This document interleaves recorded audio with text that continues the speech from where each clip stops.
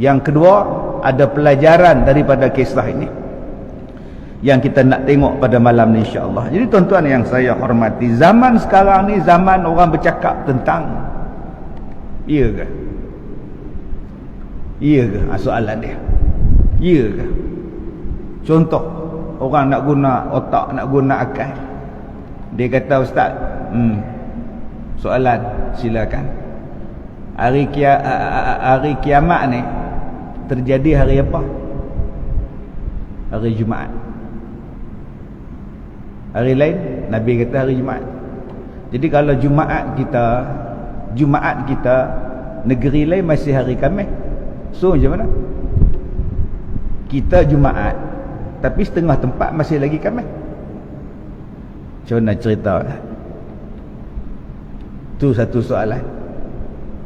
Ustaz, kita Lailatul Qadar malam ke siang? Nama pun Lailatul Qadar.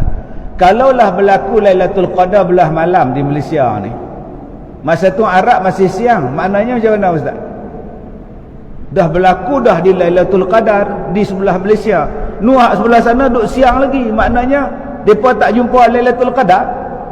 Ataupun Lailatul Qadar jumpa dekat depa belah malam depa, siang kita tak ada. Tuan-tuan nak jawab apa? Dia kata malam Lailatul Qadar tu sekali ke banyak kali? Kita kata sekali. Habis tu malam tak sama. Belah sana siang, belah sini malam, belah sini siang, belah sana malam.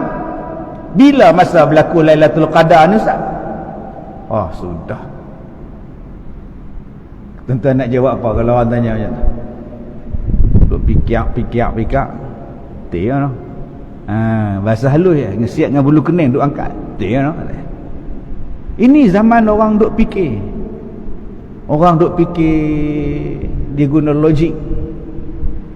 Dia guna, dulu kita setakat kita tanya, kalau orang tu makan, dia mati, makan dek boya, malaikat nak suai tak mana? Malaikat muka nakir nak suai tak mana ustaz? Duduk dalam perut boya.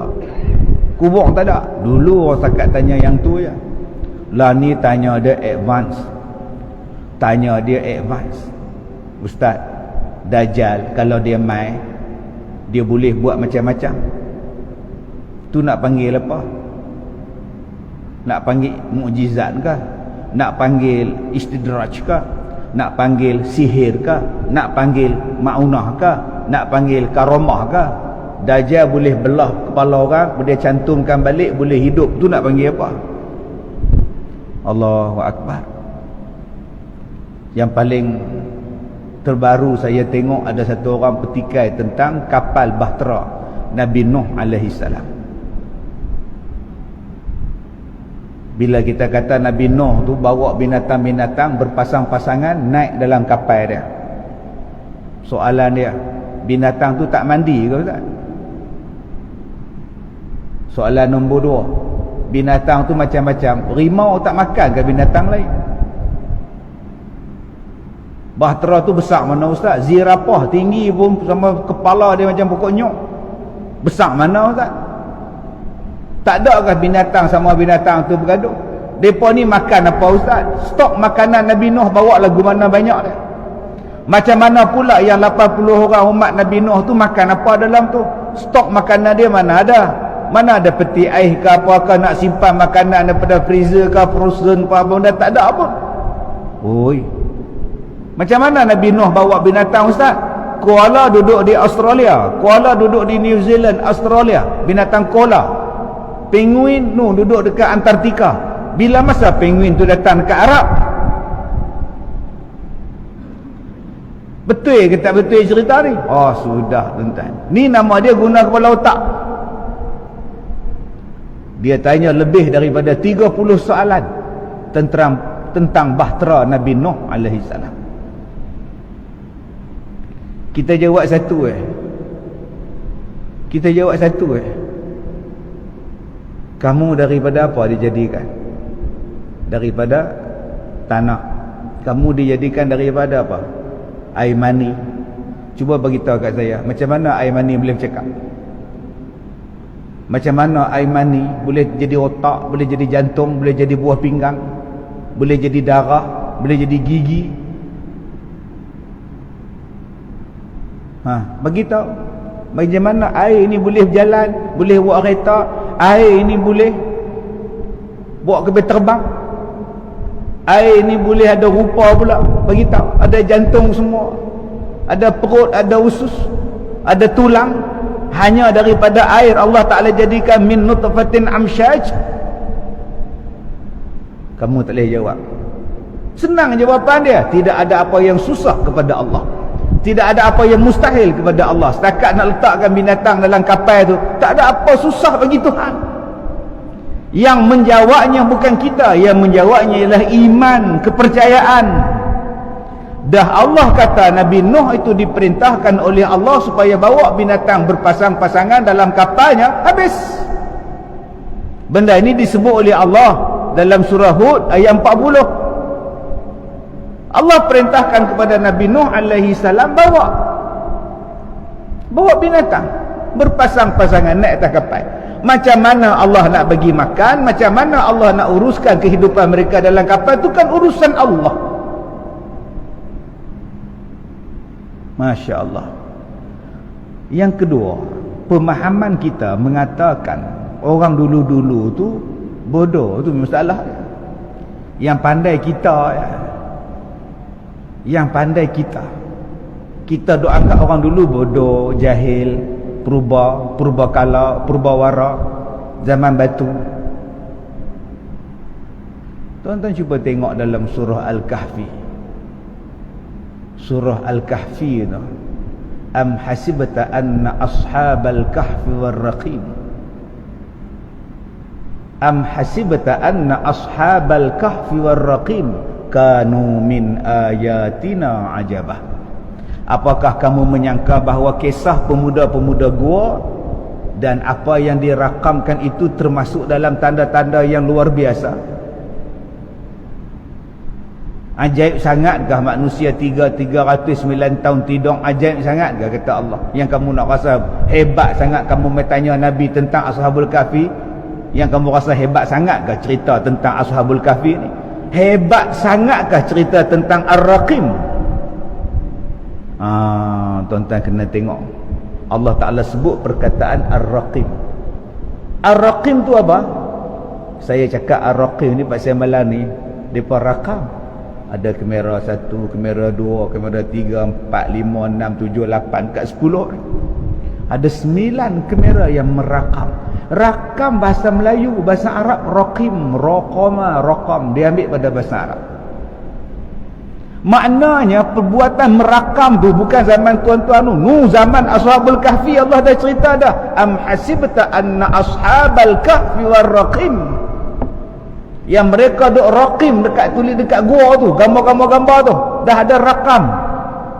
Sebab tu dulu orang cuba nak menghidupkan gambar-gambar yang dilukis di gua, di pintu-pintu gua dalam bentuk bayangan, supaya benda tu boleh bergerak. Dah ada dah tuan-tuan benda-benda tu. Jangan kita menganggap bahawa zaman dulu adalah zaman kebodohan.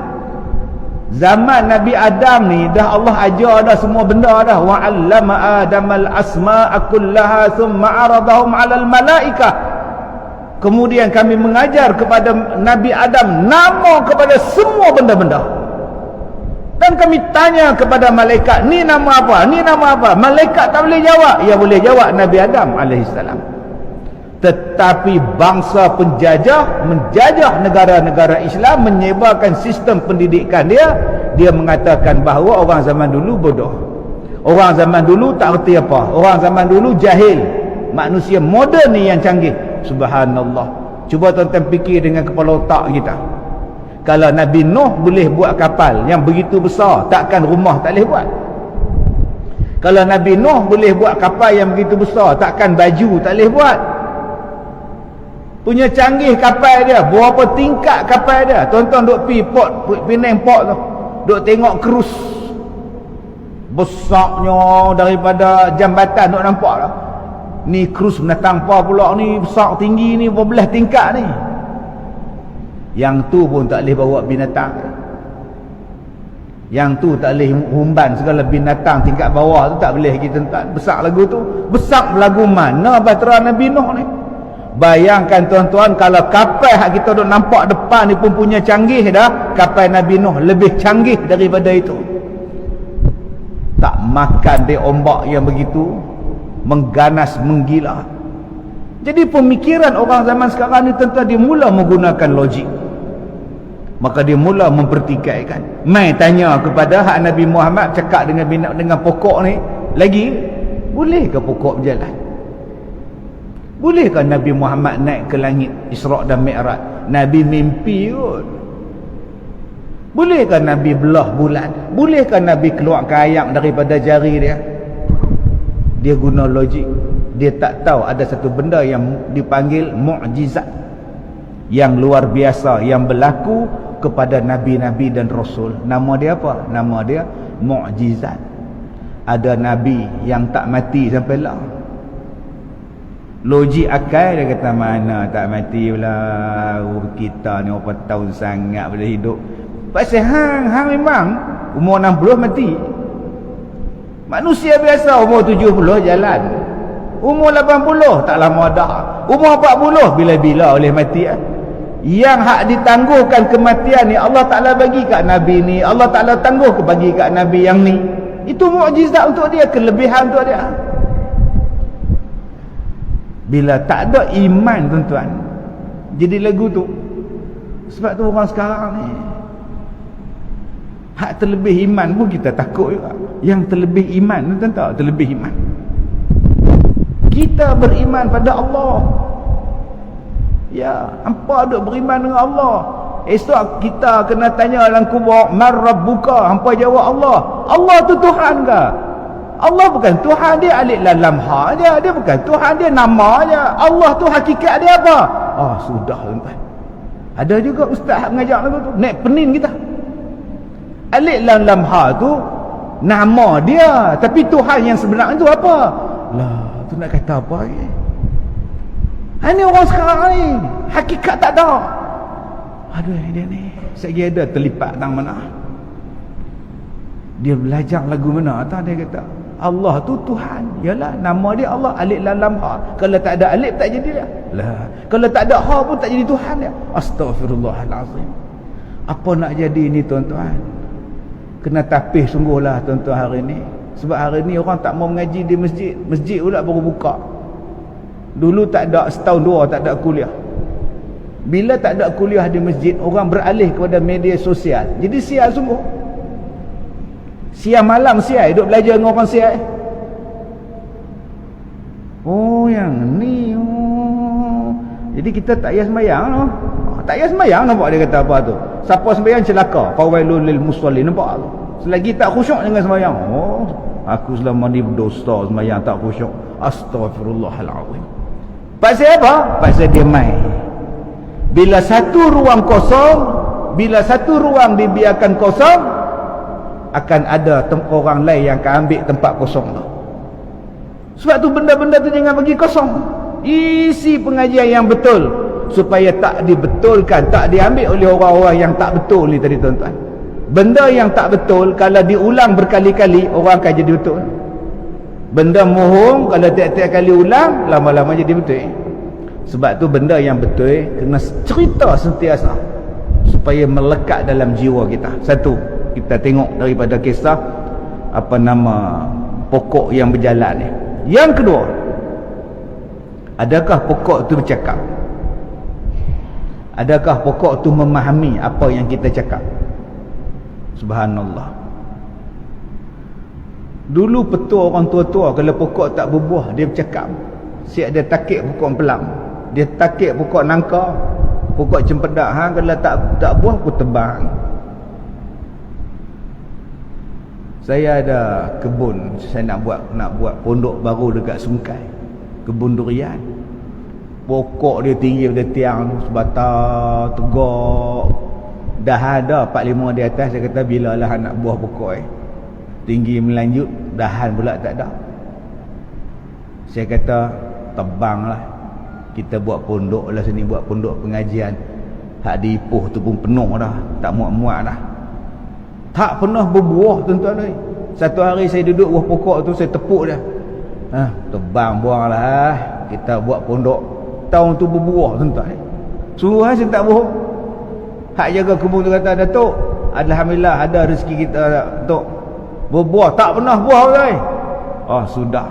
Ni orang tua-tua dulu dia kata tepuk pokok tu, saya tak tahu, bukan tak buah sajalah. Buang pilih pokok ni. Dia dengar tak tak tahu bohong tak bohong. Tak percaya tanya orang perempuan yang duk rajin bercakap dengan pokok bunga. Tengok isteri tuan-tuan duk cangkung bawa gunting, duk potong pokok bunga, duk cakap seorang. Ni kalau bunga lawa cik weh. Tak tahulah tengok pokok bunga sebelah lawa. Seorang duk kurip siapa? Aku bagi baja dengan ni apa ni? Duk cakap dengan pokok bunga. Anak duk ngendak go tingkap. Ayah, mak tak betul. Bila tanya dekat dia, hang cakap dengan pokok bunga ke nak? Lah rasa kalau cakap tu rasa lepas bang oi. Lepas tu dia dengar dia cakap hang, bulan lepas elok bunga. Oh sudah entah. Sebab tu ada kajian yang menunjukkan pokok dengan pokok ni pun berbicara. Pokok dengan pokok ni pun guna bahasa depa. Orang sains buat kajian ni. Cuma kita je tak faham bila masa depa ni bercakap. Dia gunakan bahasa dia. Binatang pun ada bahasa dia. Kita tak tahu macam mana bentuk dia. Tapi orang yang biasa bercakap dengan pokok ni, dia rasa macam pokok tu dengar lah Ustaz. Orang tua-tua dulu bila tengok pokok tak berbuah, dia ambil telok, diikat dengan benang, pergi gantung situ. Kita tanya pasal apa? Bagi dia buah. Dia telok tak ada lah ni, buah telok, buah kot. Oh sudah. Saya kata kalau betul telok betul lah. Yang kulit telok buat apa? Itu petua, saya tak mau, bukan saya nak ajar so tuan-tuan ikut pula. Ni cerita pengalaman kita jumpa dengan orang yang duk dengan pokok ni. Ada hak duk bercakap, ada hak duk takik pokok. Dia takik pokok tu macam-macam tu. Ni cerita saja orang tua-tua dulu, tak ada kena-mengena pun dengan agama kita. Tapi nak cerita bahawa pokok ni pun memahami bahasa sama-sama mereka. Pokok ni pun ada bahasa dia. Binatang ular tu pun ada bahasa dia untuk memahami di antara satu sama lain.